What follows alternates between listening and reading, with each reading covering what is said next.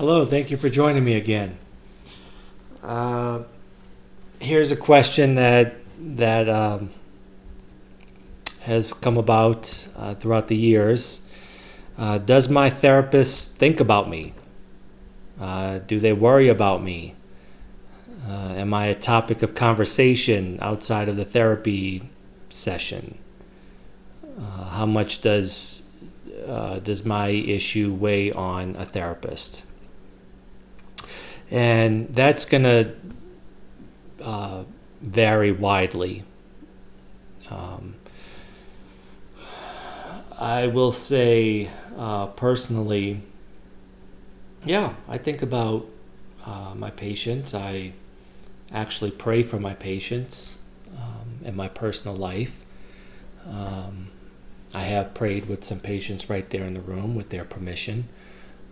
Yeah, I take it very seriously, and I care for their well-being. So yeah, on a weekend, random thoughts might pop in, and boy, I wonder how they're doing, or I wonder, this was going to be a rough weekend for them. Boy, I just hope they're doing well, and I might even pray right then and there for them to get through what they're dealing with. Um,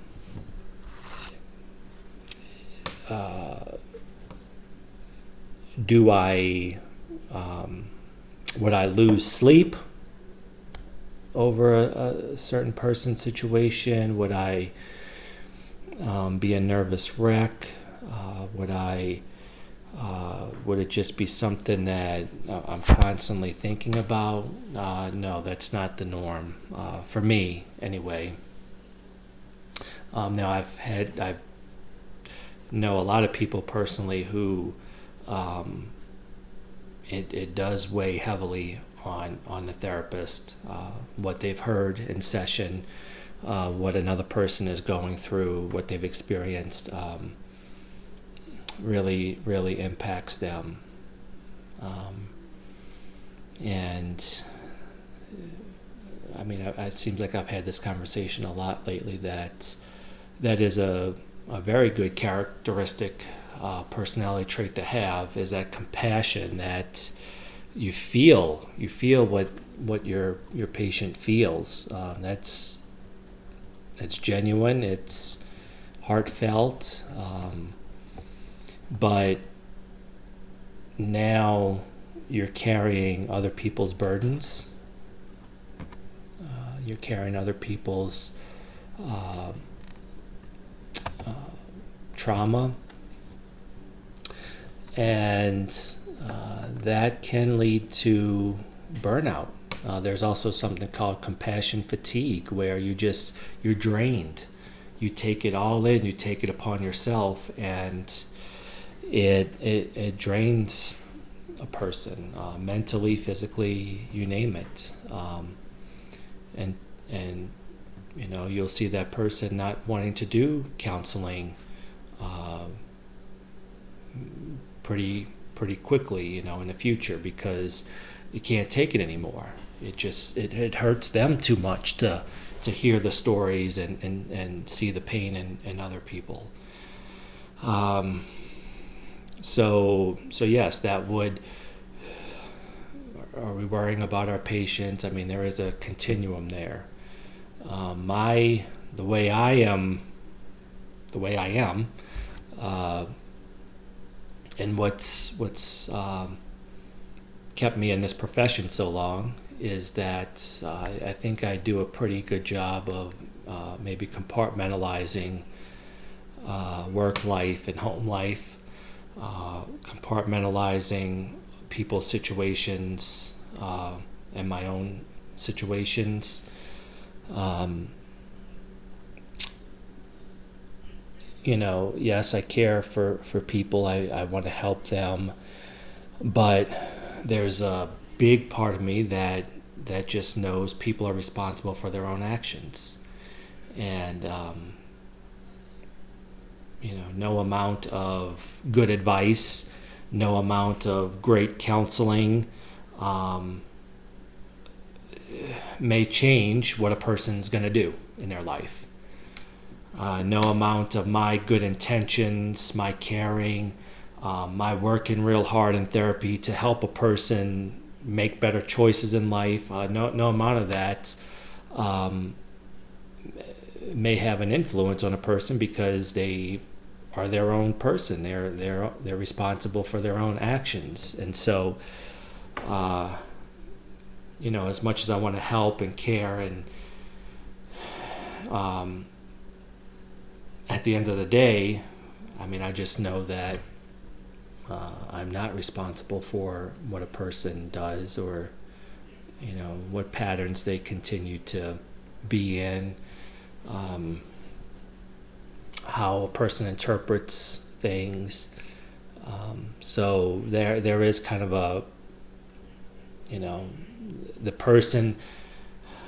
One therapist may really take ownership and like, boy, I just gotta find the perfect thing for them. I have to tell them the right words, give them the perfect intervention. So now it's really the therapist taking on the responsibility of the patient. That happens. And like I said, that leads to severe burnout. And it leads to a sense of